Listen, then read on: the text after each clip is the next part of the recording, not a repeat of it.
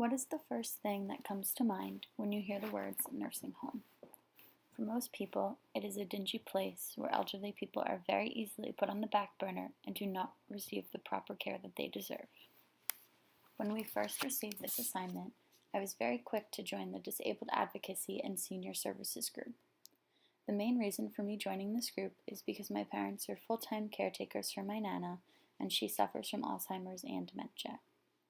When I'm back home from school, I experience this firsthand, and I really see how tough it is for all parties involved, so knowing that I had the opportunity to volunteer somewhere that would do nothing but great things for someone like my Nana was absolutely amazing.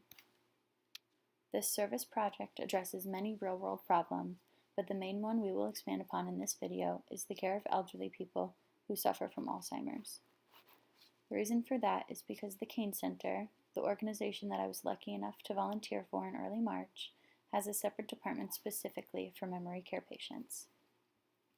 The Kane Center provides a daycare service called the Day Club, and it's open 6 days a week from 8:30 until 4:30, which makes this service so special.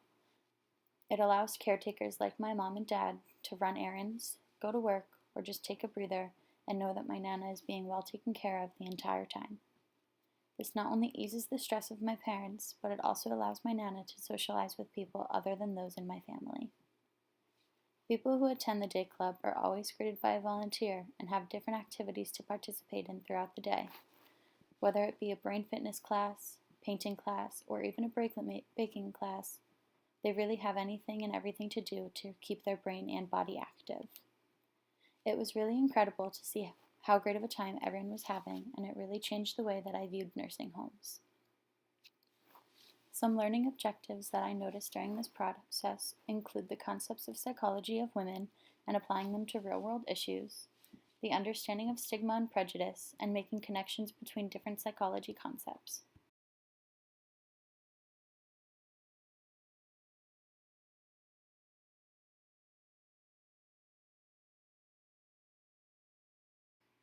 I already touched on prejudices and stigmas of nursing homes earlier in this video, so now I'm going to further explain how this service learning project coincides with different psychology concepts.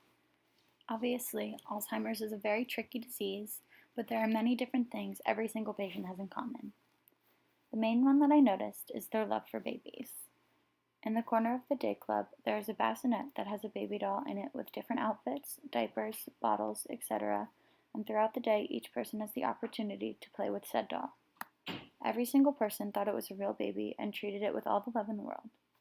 It was interesting to see the way they interacted with the baby and with one another, and it gave me a better understanding of different psychology concepts.